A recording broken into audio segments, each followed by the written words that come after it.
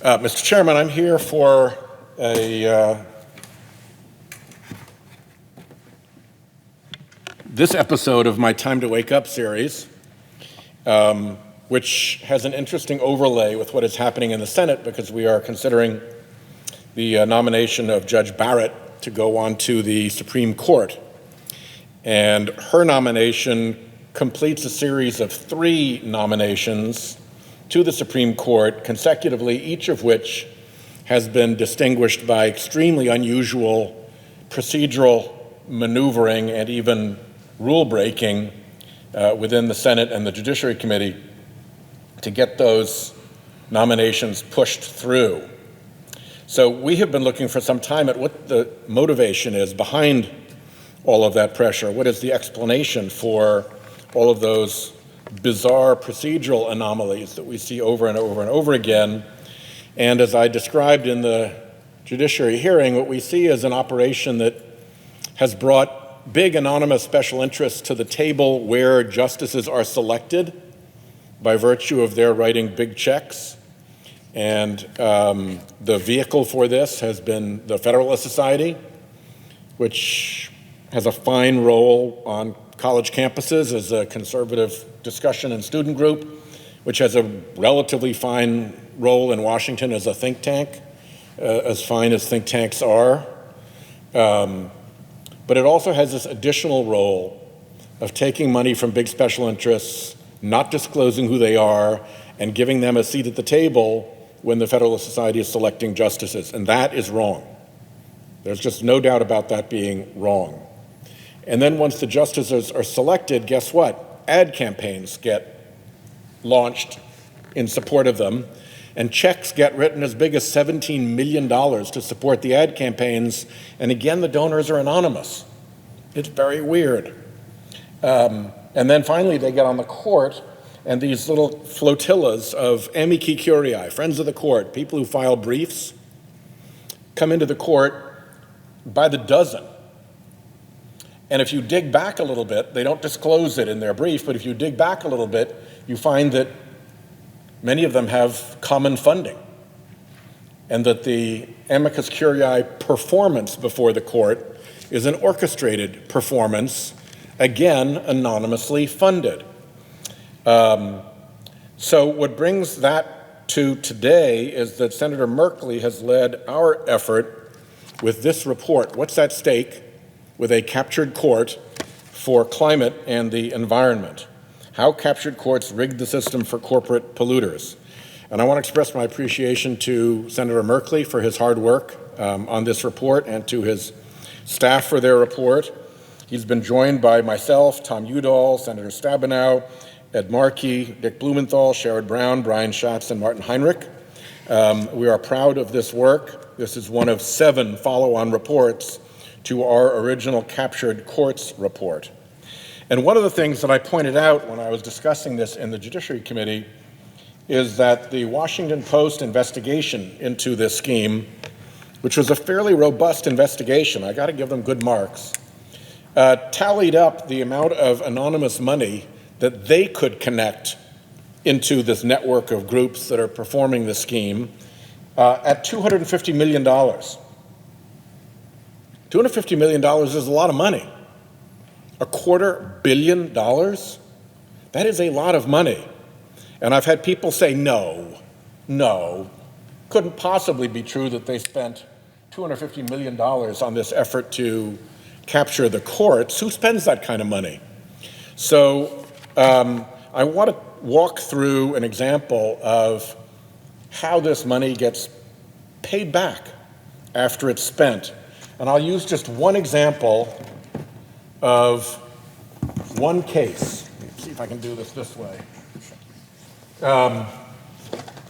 Back in the Obama administration, in order to deal with climate change, the Environmental Protection Agency created a clean power plan to allow different states to set targets for themselves and then try to meet those emissions reductions targets.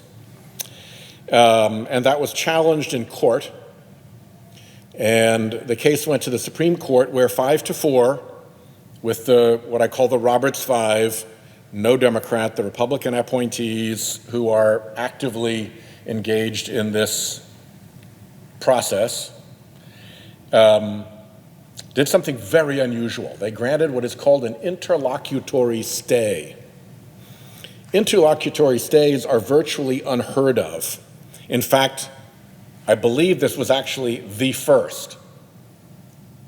So, objecting states, primarily states with fossil fuel industries, went to the DC Circuit Court of Appeals, objected to this and asked for a stay, and the DC Circuit said, no, you can appeal the rule, but go through the ordinary process. We're not going to stay it.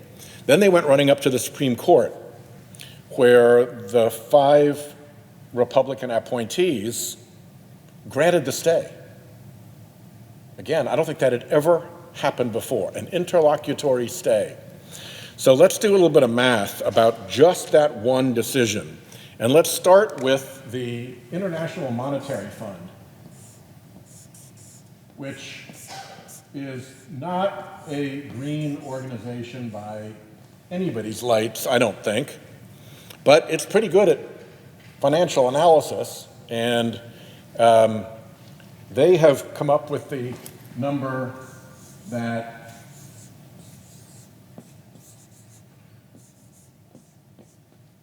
the fossil fuel industry in the United States alone, just in the US, enjoys an annual subsidy of $600 billion. $600 billion with a B.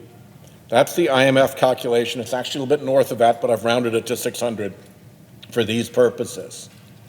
And that's primarily because the industry gets away with not paying for what economists call its negative externalities. They get to pollute for free. And basically that's a violation of every rule of market economics. I don't care how conservative the economist is that you go to. The conservative heroes of economics from the Chicago School have said, yeah, when it's pollution, that should be charged to the polluter, and that should be baked into the price of the product, otherwise the market is failing, and you have a subsidy. So $600 billion subsidy every year. And the Clean Power Plan case was in 2016. It was in February of 2016. It's now October of 2020, so more than 4 years have passed. But again, let me just round it down. And let's say that it's been 4 years. 4 years at $600 billion a year, that is $2.4 trillion. $2.4 trillion. So let's assume that the Clean Power Plan, had it been implemented, would have reduced the $600 billion annual subsidy. And let's be really, really, really, really conservative. And let's assume that the effect that the Clean Power Plan would have had on the fossil fuel industry would have been to reduce that by 1%. Just 1%. So, over those 4 years, that 2.4 trillion would have been reduced to 1/100th of that. 1/100th of 2.4 trillion is 24 billion. Now, I think the Clean Power Plan would have had a lot more of an effect on this calculation as companies had to clean up their act than 1%. But I'm taking a really low number just to make the point. 600 billion is a little bit low. 4 years is a little bit low. 1% is probably very low. But when you put it together, the mathematics gets you to $24 billion that the industry saved by being able to go to this court and have it do the unusual thing, the unprecedented thing of putting a stay on the Environmental Protection Agency. So, if you're comparing, remember where we started on this was how shocking it was that somebody might spend $250 million in dark money to produce a court that would do unprecedented things like stay the regulation? Well, you do 250 million into 24 billion, it's 100-to-1 return on your investment. Put in a penny, get back $1. Put in $1, get back $100. Put in 250 million, get back $24 billion. And that's assuming that this is the only case in which this mattered.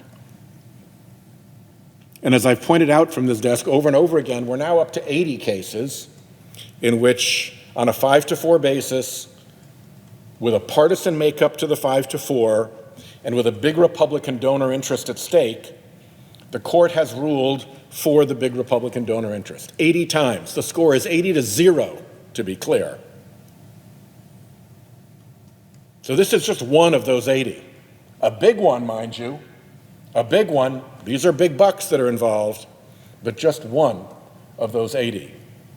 So don't be surprised when the Washington Post reports that big corporate interests are willing to put $250 million into a scheme to pack the courts with judges who will make the right decision for the big corporate interests. Not once, not twice, not 10 times, but 80 times. Because just that one decision alone paid back the whole $250 million 99 times more. That's what we're up against. And that's why I'm so determined to get to the bottom of what is going on, because everybody going into that Supreme Court has a right to an honest decision. Everybody has a right to a court that is deciding cases on their true merits and not because of a conservative activist's behind-the-scenes campaign to remake the nation's courts in a way that makes people who give $250 million in dark money the big winners. With that, I will yield the floor.